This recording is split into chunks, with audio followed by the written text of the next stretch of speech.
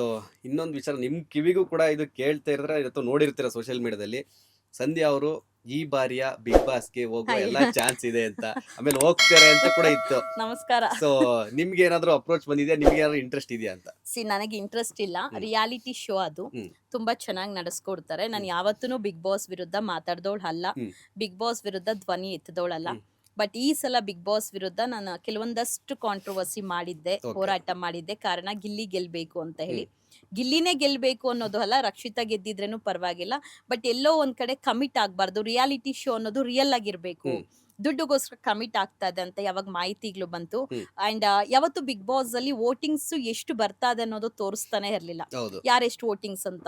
And ನನಗೆ ಬೇರೆ ಬೇರೆ ಅಬ್ರಾಡ್ ಇಂದ, ಬೇರೆ ಸ್ಟೇಟ್ಸ್ ಇಂದ ಎಲ್ಲ ವಿಡಿಯೋಸ್ ಕಳ್ಸೋದು ಗಿಲ್ಲಿ ಪರ. ಹ್ಮ್ ಅಂಡ್ ಸುಮಾರು ಜನ ನನ್ನ ಅಪ್ರೋಚ್ ಮಾಡಿದಾಗ ಹ್ಮ್ ದಯವಿಟ್ಟು ಒಬ್ಬ ಬಡ ಹುಡುಗ ಎಷ್ಟೋ ರಿಯಾಲಿಟಿ ಶೋಸ್ ಅಲ್ಲಿ ಮಾಡಿದಾನೆ, ಹ್ಮ್ ಬಟ್ ಎಲ್ಲೂ ಸಹ ಗೆಲುವು ಅನ್ನೋದು ಸಿಗ್ಲಿಲ್ಲ, ನಿಮ್ನೊಂದು ಧ್ವನಿ ಇರ್ಲಿ ಅಂತ ಹೇಳಿದಾಗ ನಾನು ಆಗ ಆ ಹೋರಾಟಕ್ಕೆ ಜೊತೆ ಆಗಿ ನಿಂತಿ ಹ್ಮ್ ಇಲ್ಲಿಂದ ಅವ್ರ ಊರ್ ತನಕ ಹೋರಾಟ ಮಾಡಿ. ಅಂಡ್ ಗಿಲ್ಲಿ ಗೆದ್ದಿಲ್ಲ ಅಂದ್ರೆ ಬಿಗ್ ಬಾಸ್ಗೆ ಕಲ್ಲು ಹೊಡಿತೀನಿ, ಬಿಕಾಸ್ ಕಲ್ಲು ಹೊಡಿಯೋದು ಅಫೆನ್ಸ್ ಅಲ್ಲ ಹ್ಮ್ ಆಯ್ತಾ, ಹೊಡಿತೀನಿ ಅಂತ ಹೇಳಿ ಮತ್ತೆ ಒಂದು ಪೊಲೀಸ್ ದೂರ್ ಕೊಟ್ಟಿ ಸುದೀಪ್ ಅವ್ರ ಮೇಲೆ ಕೊಟ್ಟೆ ಅಂತ ಹ್ಮ್ ಹೇಳಿ. ಏನಕ್ಕೆ ಕೊಟ್ಟೆ ಅಂದ್ರೆ ಎಸ್ ಕ್ಯಾಟಗರಿ ಅನ್ನೋದು ಪ್ರತಿಯೊಂದು ಪ್ರಶ್ನೆ ಮಾಡ್ತಿರಲ್ಲ ಕೇಳಿ, ಬಟ್ ಅಲ್ಲೂ ಸಹ ಸಮರ್ಥಿಸ್ಕೊಳ್ಳುವಂತ ಕೆಲಸ ಮಾಡಿದ್ರು. Okay. ಇರ್ಲಿ, ಇಟ್ಸ್ ಓಕೆ. ಹಾಗಂತ ಸುದೀಪ್ ಅವರು ಏನ್ ನನ್ನ ಎನಿಮಿ ಅಲ್ಲ, ಸುದೀಪ್ ಅವ್ರ ವಿರುದ್ಧನೂ ಅಲ್ಲ. ಅವರು ವೆರಿ ಗುಡ್ ಸ್ಟಾರ್ ನಟ ಅಲ್ವಾ. ಹೌದು. ಸೊ ಅವ್ರ ಅಭಿಮಾನಿಗಳು ನನ್ನ ವೈಯಕ್ತಿಕ ವಿಚಾರಗಳನ್ನ ಇಟ್ಕೊಂಡು ಟ್ರೋಲ್ ಮಾಡಿದ್ರು, ಎಲ್ಲಾನು ಮಾಡಿದ್ರು. ಹ್ಮ್ ಬಟ್ ನಾನೊಂದ್ ಹೇಳೋದು, ಒಂದು ರಿಯಾಲಿಟಿ ಶೋಗ್ ಹೋಗುವಾಗ ಕಷ್ಟಪಟ್ಟು ಹೋಗಿರ್ತಾರೆ. ಯಾರಿಗೆ ಆ ಅರ್ಹತೆ, ಯೋಗ್ಯತೆ, ಆ ಶ್ರಮ ಇರುತ್ತೋ ಅವ್ರು ಗೆಲ್ಬೇಕು. ಹ್ಮ್ ಈ ಕಡೆ ರಾಜಕೀಯ ಪಕ್ಷಗಳು ಬೇರೆ ಬೇರೆ ಹೆಂಗೆ ದುಡ್ಡು ಕಮಿಟ್ ಆಗಿ ಮೋಸ ಆಗತ್ತೆ, ಹೌದು. ಆ ತರ ರಿಯಾಲಿಟಿ ಶೋದಲ್ಲಿ ಆಗ್ಬಾರ್ದು ಅನ್ನೋ ಒಂದೇ ಉದ್ದೇಶಕ್ಕೆ ಹ್ಮ್ ಎಲ್ಲೋ ಒಂದ್ ಕಡೆ ಗಿಲ್ಲಿ ರಕ್ಷಿತ ಗೆಲ್ಲಿ, ಹ್ಮ್ ಇಲ್ಲ ಅಶ್ವಿನಿ ಗೌಡ ಗೆಲ್ಬಾರ್ದು ಅಂತ ಅಲ್ಲ. ಅಶ್ವಿನಿ ಗೌಡ ಅಲ್ಲಿ ಕಾರ್ಡ್ ಯೂಸ್ ಮಾಡಿದ್ದೆ ಏನು, ನಾನು ಹೋರಾಟಗಾರ್ತಿ ಅಂತ ಹೇಳಿ. ಹೌದು. ಅಲ್ಲಿ ಎಲ್ಲೂ ಸಹ ಕನ್ನಡ ಪರ ಹೋರಾಟಗಾರ್ತಿ ಆದಂತ ಅಶ್ವಿನಿ ಹ್ಮ್ 99% ಇಂಗ್ಲಿಷೇ ಬಳಸಿದ್ರು, ಹ್ಮ್ 1% ಅಷ್ಟೇ. ಹೌದು. ಅಂಡ್ ಕನ್ನಡ ಪರ ಹೋರಾಟಗಾರರು ಏನಿದ್ದಾರೆ ಅವರೆಲ್ಲಾರು, ಗಿಲ್ಲಿನೂ ನಮ್ ಕನ್ನಡ ಹುಡುಗ, ಹೌದು. ಕರ್ನಾಟಕದ ಹುಡುಗ, ಕನ್ನಡ ಸಿನಿಮಾ ಇಂಡಸ್ಟ್ರಿಯ ಹುಡುಗ. ಹ್ಮ್ ಸೊ ಅವನ್ಗೂ ಒಂದ್ ಬೆಂಬಲ ಸೂಚಿಸಬಹುದಾಗಿತ್ತಲ್ಲ.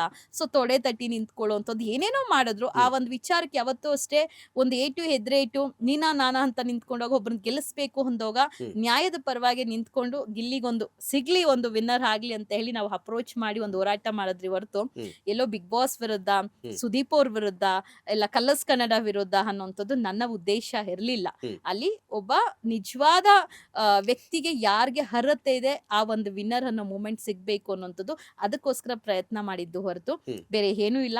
ಸೊ ಈ ಸುದೀಪ್ ಅಭಿಮಾನಿಗಳು ಅಷ್ಟೇ, ಎಲ್ಲಾರು ಅಷ್ಟೇ, ಹ್ಮ್ ಓ ಸುದೀಪ್ ಅವ್ರನ್ನ ದ್ವೇಷ ಮಾಡ್ತಾರೆ, ಹ್ಮ್ ಹ್ಮ್ ಕಂಪ್ಲೇಂಟ್ ಕೊಟ್ಟಿದ್ದು ಅಷ್ಟೇ. ಹ್ಮ್ ಕ್ಯಾಟಗರಿ ಬರಬಾರ್ದು, ನಾವೆಲ್ಲರೂ ಒಂದು ಓಕೆ. ಅಲ್ವಾ. ಆ ರಕ್ಷಿತನ್ ಎಷ್ಟು ಕೆಟ್ಟದಾಗಿ ನಡ್ಕೊಂಡ್ರು, ಹೋಗ್ತಾ ಹೋಗ್ತಾ ಸರಿ ಹೋದ್ರು. ಹೌದು. ಬಟ್ ಆ ಎಸ್ ಕ್ಯಾಟಗರಿಗೆ ಆನ್ಸರೇ ಸಿಗ್ಲಿಲ್ಲ. ಹ್ಮ್ ಹೊರಗಡೆ ಬಂದಾದ್ಮೇಲೆ ಏನಾಯ್ತು, ಸಿಲ್ಲಿ ಅಂತ ಪದ ಹ್ಮ್ ಬಂದ್ಬಿಡ್ತು. ಹ್ಮ್ ಹ್ಮ್ ಬಟ್ ಸಿಲ್ಲಿ ಅನ್ನೋ ಪದ ಅಲ್ಲ ಹ್ಮ್ ಅವೆಲ್ಲ. ಸೊ ಬದಲಾವಣೆ ಆಗ್ಬೇಕು. ಹಾಗಂತ ಬಿಗ್ ಬಾಸ್ ನಾನು ಹೋಗ್ಬೇಕು ಅನ್ನೋದಲ್ಲ. ನನ್ಗೆ ಆ ಇಂಟ್ರೆಸ್ಟು ಇಲ್ಲ, ಹೋಗೋದು ಇಲ್ಲ. ಯಾರಿಗೆ ಆ ಒಂದು ಟ್ಯಾಲೆಂಟ್ ಇದೆಯೋ ಹೋಗ್ಲಿ, ಗೆದ್ದು ಬರ್ಲಿ. ಅವ್ರಿಗೆಲ್ಲರಿಗೂ ಆಲ್ ದ ಬೆಸ್ಟ್ ಅಂತ ಹೇಳೋಣ. Thank you. ಓಕೆ. ಇನ್ನು ಸಂಧ್ಯಾ ಅವರೇ, ಸಾಕಷ್ಟು ಅಂದರೆ ನೀವು ಆಲ್ಮೋಸ್ಟ್ ಬ್ಯುಸಿ ಇದ್ದೀರಾ. ಸೊ ನಿಮ್ದು ಪರ್ಸ್ನಲ್ಲು ಬಿಸ್ನೆಸ್ ಆಗಿರ್ಬೋದು, ವರ್ಕ್ ಆಗಿರ್ಬೋದು, ಅದ್ರ ನಡುವೆ ನಮ್ಮ ಬಾಸ್ ಟಿವಿಗೆ ಬಂದು ಸಾಕಷ್ಟು ವಿಚಾರಗಳನ್ನು ಹಂಚ್ಕೊಂಡ್ರಿ. ನಿಮ್ಮ ಬಗ್ಗೆ, ಪರ್ಸ್ನಲ್ ಬಗ್ಗೆ, ನಿಮ್ಮ ವರ್ಕು, ನಿಮ್ಮ ಹೋರಾಟ, ಆಮೇಲೆ ಏನು ಈಗ ಏನೇನಾಯಿತು ಇಶ್ಯೂಸು, ಆಮೇಲೆ ಕಾಂಟ್ರವರ್ಸಿ ಎಲ್ಲ ವಿಚಾರಗಳನ್ನು ಹಂಚ್ಕೊಂಡ್ರಿ. ಸೊ ನೆಕ್ಸ್ಟ್ ಸಂಧ್ಯಾ ಅವ್ರದ್ದು ಏನೇನಿದೆ ಅಪ್ಕಮಿಂಗ್ ಪ್ರಾಜೆಕ್ಟ್, ಪಾಲಿಟಿಕ್ಸ್ ಬಗ್ಗೆನೂ ಹೇಳಿದ್ರಿ. ಸೊ ನೆಕ್ಸ್ಟ್ ಅದು ಬಿಟ್ಟು ಏನೇನು ಮಾಡ್ತೀರಾ, ನೆಕ್ಸ್ಟ್ ಏನಿದೆ ಪ್ರಾಜೆಕ್ಟ್ ಅಂತ? ಖಂಡಿತವಾಗ್ಲೂ ಸಮಾಜದಲ್ಲಿ ಸಕ್ರಿಯವಾಗಿರ್ತೀನಿ. ಹ್ಮ್ ನ್ಯಾಯದ ಪರ ಹೋರಾಟ ಮಾಡ್ತೀನಿ, ಹೆಣ್ಣು ಮಕ್ಕಳ ಬಗ್ಗೆ ಹೋರಾಟ ಮಾಡ್ತೀನಿ. ಹ್ಮ್ ಅಂಡ್ ಎಜುಕೇಶನ್ ಅನ್ನೋದಕ್ಕೆ ಫಸ್ಟ್ ಪ್ರಿಫರೆನ್ಸ್ ಕೊಡ್ತೀನಿ. ಹ್ಮ್ ಸೊ ನಾನು ಏನ್ ಕೆಲಸ ಮಾಡ್ತೀನಿ ಅನ್ನೋದು ನಿರಂತರವಾಗಿ ನನ್ನ ಸಾಮಾಜಿಕ ಜಾಲತಾಣದಲ್ಲಿ ಇರುತ್ತೆ. ಹ್ಮ್ ಏನೇ ಮಾಡ್ಲಿ ಅದೊಂದು ವೈರಲ್ ಹಾಗೆ ಆಗತ್ತೆ ಹ್ಮ್ ಅಲ್ವಾ. ಹೌದು. ಹಾಗೆ ಆಗತ್ತೆ. ಹಾಗಂತ ನಾನು ಪ್ರಚಾರದ ಹುಚ್ಚುಕಲ್ಲ. ಹ್ಮ್ ಎಲ್ಲೋ ಒಂದ್ ಕಡೆ ನಮ್ಮಲ್ಲಿ ಬದಲಾವಣೆಗಳು ಆಗ್ಬೇಕು. ಹ್ಮ್ ಎಲ್ಲಾರು ಮನುಷ್ಯ ಅಂದ್ಮೇಲೆ ತಪ್ಪು ಮಾಡ್ತಾರೆ. ಆ ತಪ್ಪನ್ನ ತಿದ್ದುಕೊಂಡು ಬದಲಾಯಿಸುವಂತ ಒಂದು ಸಮಾಜ. ಅಂಡ್ ಹೆಣ್ಮಕ್ಳಿಗೆ ಸ್ವತಂತ್ರ ಇಲ್ಲ ಅಂತಾರೆ. ಸ್ವತಂತ್ರ ಇದೆ. ಹ್ಮ್ ಆ ಸ್ವತಂತ್ರನ ದುರುಪಯೋಗ ಮಾಡ್ಕೊಳ್ಬೇಡಿ ಕೆಲ ಹೆಣ್ಮಕ್ಳು ಅಂತ ಹೇಳ್ತೀನಿ. ಹ್ಮ್ ಅಂಡ್ ಕೆಲ ಸಂಘಟನೆಗಳಿಗೆ ನಾನು ನಿಜವಾಗ್ಲೂ ಕೇಳ್ಕೊಳ್ಳೋದು, ಹ್ಮ್ ದಯವಿಟ್ಟು ಸಂಘಟನೆಗಳು ಹೆಸರು ಹೇಳ್ಕೊಂಡು ಹ್ಮ್ ಬೇರೆ ತಪ್ಪು ದಾರಿಗೆ ಹೆಣ್ಣು ಮಕ್ಕಳನ್ನ ತಳ್ಳುವಂತ ಕೆಲಸ ಮಾಡಬೇಡಿ. ಬಿಕಾಸ್ ಅತಿ ಹೆಚ್ಚು ನಾನು ಜೈಲಲ್ಲಿ ನೋಡಿದಂಥದ್ದು ಹ್ಮ್ ಸಂಘಟನೆಗಳಲ್ಲಿರುವಂತ ಹೆಂಗಸರು ಬಂದಿರುವಂತದ್ದೇ. ಓಕೆ. ಹೆಣ್ಮಕ್ಳಿಗೆ ರಕ್ಷಣೆ ಇಲ್ಲ ಅಂತ ಹೇಳಿ ಹೋರಾಟ ಮಾಡ್ತೀರಿ, ಕೆಲವೊಂದು ಬೇರೆ ಬೇರೆ ದಾರಿ ಕಳಿಸ್ತಾ ಇದ್ದಾರೆ. ಹ್ಮ್ ಅಂಡ್ ದಯವಿಟ್ಟು ಜೈಲ್ಗೆ ಹೋಗುವಂಥ ಪರಿಸ್ಥಿತಿಗಳು ತಂದು ಇಟ್ಕೊಳ್ಬೇಡಿ. ಯಾವುದೇ ಒಂದು ಕ್ರಿಮಿನಲ್ ಕೆಲಸಗಳಿಗೆ, ಬೇರೆ ಒಂದು ಕೆಲಸಗಳಿಗೆ, ಕ್ರೈಮ್ ಮಾಡ್ಕೊಳಕ್ಕೆ ಹೋಗಬೇಡಿ. ಕೋಪ ಅನ್ನೋದು ಕಡಿಮೆ ಮಾಡ್ಕೊಳ್ಳಿ. ಜೀವನದಲ್ಲಿ ಎಲ್ಲರ ಜೀವನದಲ್ಲೂ ಕಷ್ಟ ಅನ್ನೋದು ಬಂದೇ ಬರುತ್ತೆ. ತಾಳ್ಮೆಯಿಂದ ಇದ್ದುಬಿಟ್ರೆ ಯಾವುದೂ ಏನೂ ಆಗಲ್ಲ. ಆ್ಯಂಡ್ ನಮ್ಮ ಜೀವನದಲ್ಲಿ ನಾವು ನಮಗೆ ಸಿಗುವಂಥ ಎಲ್ಲಾನು ಸೆಲೆಕ್ಟ್ ಮಾಡ್ತೀರಿ. ಯಾವುದು ನಮಗೆ ಚಪ್ಪಲಿ ಸೂಟ್ ಆಗುತ್ತಾ, ಬಟ್ಟೆ ಸೂಟ್ ಆಗುತ್ತೆ ಎಲ್ಲಾನು ಮಾಡ್ತೀರಿ. ಬಟ್ ನಮ್ಮ ಲೈಫ್ ಪಾರ್ಟ್ನರ್ಗಳನ್ನು ಸೂಟ್ ಮಾಡ್ಕೊಳ್ಳುವಾಗ, ಸೆಲೆಕ್ಟ್ ಮಾಡ್ಕೊಳ್ಳುವಾಗ ಎಚ್ಚರದಿಂದಿರಿ. ಎಷ್ಟೇ ಒಳ್ಳೆಯವ್ರು ಆಗಿದ್ರೂ ಕೊನೆಯಲ್ಲಿ ಒಂದು ದಿವಸ ಹೆಣ್ಣು ಮಕ್ಕಳಿಗೆ ಫಸ್ಟ್ ವೀಕ್ನೆಸ್ ಪಾಯಿಂಟ್ ಅಂದರೆ ಅದೇ ಆಗಿರುತ್ತೆ. ಬಿಕಾಸ್ ತಂದೆ ಆದವನು ಎಂತೋ ಕಷ್ಟದಲ್ಲಿ ಆಗಲಿ ಕೊನೆವರೆಗೂ ನಿಂತಿರ್ತಾರೆ ತಂದೆ ಆದವರು. ಹೌದು. ಮಕ್ಕಳು ಎಂತೋ ಪರಿಸ್ಥಿತಿಯಲ್ಲಿ ಇದ್ರೇನು. ಬಟ್ ಈ ಮಧ್ಯದಲ್ಲಿ ಬಂದಂಥ ವ್ಯಕ್ತಿಗಳಿಂದ ನಾವು ಹೆಣ್ಣು ಮಕ್ಕಳು ಬೀದಿ ಹರಾಜಾಗೋದು ಬೇಡ. ನಮ್ಮ ಹೆಸರನ್ನ, ನಮ್ಮ ಒಂದು ಸಮಾಜ ನೋಡುವಂಥ ದೃಷ್ಟಿನೇ ಬೇರೆ ರೀತಿಗೆ ತಗೊಂಡೋಗೋದು ಬೇಡ. ಆ್ಯಂಡ್ ಹೆಣ್ಣು ಮಕ್ಕಳು ಯಾವುದೇ ಒಂದು ವ್ಯಕ್ತಿಯ ಜೊತೆ ನಾವು ಮದುವೆ ಆಗಲಿ ಇಲ್ಲ ಸಂಬಂಧ ಬೆಳೆಸಲಿ, ದಯವಿಟ್ಟು ಜಾಗೃತರಾಗಿರ್ರಿ. ಆ್ಯಂಡ್ ಈ ಅಕ್ರಮ ಸಂಬಂಧಕ್ಕೆ ಅನ್ನೋದಕ್ಕೆ ಬೀಳಕ್ಕೆ ಹೋಗ್ಬೇಡಿ. ಮನೇಲಿರೋ ಊಟ ಯಾವತ್ತು ಮನೆ ಊಟನೇ. ಬೇರೆ ಬೇರೆ ಕೆಲ್ಸಕ್ಕೆ ಮಾಡಕ್ಕೆ ಹೋದ್ರೆ ನಾವು ನಮ್ಮ ಮಾನ ಮರ್ಯಾದೆನ ಹರಾಜು ಮಾಡ್ಕೊಂಡ್ ಬರ್ತೀರಿ. ಬಿಕಾಸ್ ಇಂಥ ಒಂದು ಕೆಲ್ಸಗಳಿಗೆ ಅತಿ ಹೆಚ್ಚು ಅಕ್ರಮ ಸಂಬಂಧದಿಂದನೇ ಬೀದಿ ಹೆಣಗ್ಲಾಗ್ತಾ ಇರೋದು. ಈ ಪ್ರೀತಿ ಪ್ರೇಮ ಎಲ್ಲಾನು ಏನಿರುತ್ತೆ ಅದೆಲ್ಲ ತಾತ್ಕಾಲಿಕ, ಅದರಿಂದ ಬೀಳಕ್ ಹೋಗ್ಬೇಡಿ. ನಮ್ಮನ್ನ ಇಷ್ಟಪಡೋರು ಖಂಡಿತವಾಗ್ಲೂ ನಮ್ಮನ್ನ ಇಷ್ಟಪಟ್ಟೇ ಪಡ್ತಾರೆ. ನಮಗ್ ಜೀವನ ಕೊಡಕ್ ಬರೋಂಥವ್ರು ಹಣದಿಂದೆ, ಅಧಿಕಾರದಿಂದೆ ಇಲ್ಲ ಬೇರೆ ಏನೋ ಆಸೆಯಿಂದ ಇಟ್ಕೊಂಡ್ ಬಂದವರು ಖಂಡಿತವಾಗ್ಲೂ ಅದು ಒಳ್ಳೆ ಜೀವನ ಆಗೋದು ಸಾಧ್ಯನೇ ಇಲ್ಲ. ಸೊ ನಮ್ಮನ್ನ ಗೌರವಿಸೋರು, ಫಸ್ಟ್ ಆಫ್ ಆಲ್ ನಮ್ಗೆ ರೆಸ್ಪೆಕ್ಟ್ ಬೇಕು. ಇವತ್ತು ಬಾಸ್ ಟಿವಿನು ಏನ್ ಕರೆದ್ರೆ ಒಂದು ರೆಸ್ಪೆಕ್ಟ್ ಇಂದ ಕರೆದಿದ್ದಾರೆ. ಆ ರೆಸ್ಪೆಕ್ಟ್ ನಾನು ಸಹ ಉಳಿಸ್ಕೊಳ್ತೀನಿ ಯಾವತ್ತೂ. ಅದೇ ತರ ನಮ್ಮ ಜೀವನದಲ್ಲಿ ನಮಗೆ ರೆಸ್ಪೆಕ್ಟ್ ಕೊಡೋರ್ಗೆ ನಾವು ರೆಸ್ಪೆಕ್ಟ್ ಕೊಡೋಣ.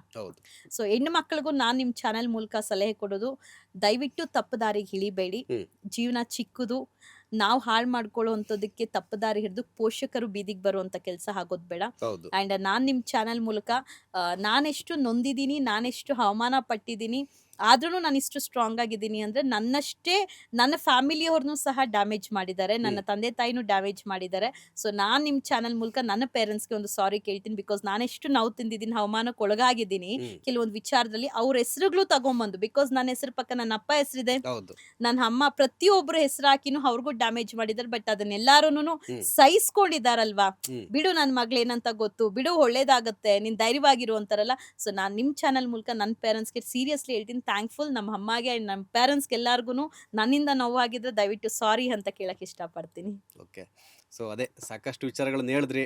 ನಿಮ್ಮ ಏನೇನಾಯಿತು ಜೀವನದಲ್ಲಿ ಎಲ್ಲ ವಿಚಾರಗಳು ಕೂಡ, ಆಮೇಲೆ ಸಾಕಷ್ಟು ಹೋರಾಟಗಳು, ಒಳ್ಳೆ ಕೆಲಸಗಳನ್ನು ಕೂಡ ಮಾಡ್ತೀರಿ, ಎಲ್ಲರೂ ಕೂಡ ನೋಡ್ತಾ ಇದ್ದೀವಿ. ಸೊ ಇದೇ ಥರ ನಿಮ್ಮ ಕೆಲಸಗಳು ಹಿಂಗೆ ಕಂಟಿನ್ಯೂ ಆಗಲಿ, ಇನ್ನೂ ಹೆಚ್ಚಾಗಿ ಮಾಡೋ ಥರ ಶಕ್ತಿ ಕೊಡಲಿ ಆ ದೇವರು. ಆಮೇಲೆ ರಾಜಕೀಯಕ್ಕೂ ಕೂಡ ಬರ್ತೀನಿ ಅಂತ ಹೇಳಿದ್ರಿ. ಸೊ ಅಲ್ಲೂ ಕೂಡ ಯಶಸ್ಸು ನಿಮಗೆ ಸಿಗಲಿ, ಅಲ್ಲೂ ಕೂಡ ಸಮಾಜ ಸೇವೆಯನ್ನು ಮಾಡಿ. ಸೊ ನಮ್ಮ ಬಾಸ್ ಟಿವಿ ಕಡೆಯಿಂದ, ನಮ್ಮ ಕಡೆಯಿಂದ ನಿಮಗೆ ಆಲ್ ದ ಬೆಸ್ಟ್, ಒಳ್ಳೆಯದಾಗಲಿ. Thank you so much. Thank you and all the best to boss TV also. ತುಂಬ ಆ್ಯಕ್ಟಿವ್ ಆಗಿರುವಂಥ ಚಾನಲ್ ಬಾಸ್ ಟಿವಿ. ಇದೇನು ಬಾಸ್ ಅಂತ ಇಟ್ಬಿಟ್ಟಿದ್ದಾರಲ್ಲ ಅಂತ ಅಂದ್ಕೊಂಡಿದ್ದೆ. ಬಟ್ ತುಂಬ ಒಳ್ಳೊಳ್ಳೆ ಕಾರ್ಯಕ್ರಮ ಮಾಡ್ತೀರಾ, ಒಳ್ಳೊಳ್ಳೆ ಸಮಾಜಕ್ಕೆ ಅವೇರ್ನೆಸ್ ಕೊಡುವಂಥ ಪ್ರೋಗ್ರಾಮ್ಸ್ ಮಾಡ್ತೀರಾ. ನಿಮ್ಮ ಚಾನಲ್ಗೂ ಸಹ ಆಲ್ ದ ಬೆಸ್ಟ್. ಇನ್ನೂ ಎತ್ತರಕ್ಕೆ ಬೆಳೀರಿ ಅಂತ ಕೇಳ್ಕೊಳ್ತೀನಿ. Thank you. Thank you. So ನೋಡಿದ್ರಲ್ಲ, ಇದಿಷ್ಟು ಸಂಧ್ಯಾ ನಾಗರಾಜ್ ಅವರ ಮಾತು. ಮುಂದಿನ ಪಾಡ್ಕಾಸ್ಟ್ನಲ್ಲಿ ಮತ್ತೊಬ್ಬ ಸೆಲೆಬ್ರಿಟಿ ಅಥವಾ ಮತ್ತೊಬ್ಬ ಗೆಸ್ಟ್ ಜೊತೆ ಸಿಗ್ತೀನಿ. ಅಲ್ಲಿವರೆಗೂ ನಮಸ್ಕಾರ. ಲೇಟೆಸ್ಟ್ ಹಾಗೂ ಇಂಟ್ರೆಸ್ಟಿಂಗ್ ಸುದ್ದಿಗಳಿಗಾಗಿ ಬಾಸ್ ಟಿವಿ ಕನ್ನಡ ಚಾನೆಲ್ನ ಸಬ್ಸ್ಕ್ರೈಬ್ ಮಾಡಿ. ಹಾಗೆಯೇ ಬೆಲ್ ಐಕಾನ್ ಪ್ರೆಸ್ ಮಾಡಿ. ಇದರ ಜೊತೆಗೆ ಫೇಸ್ಬುಕ್, ಇನ್ಸ್ಟಾಗ್ರಾಮ್, ಎಕ್ಸ್ನಲ್ಲೂ ಮಿಸ್ ಮಾಡದೆ ಫಾಲೋ ಮಾಡಿ.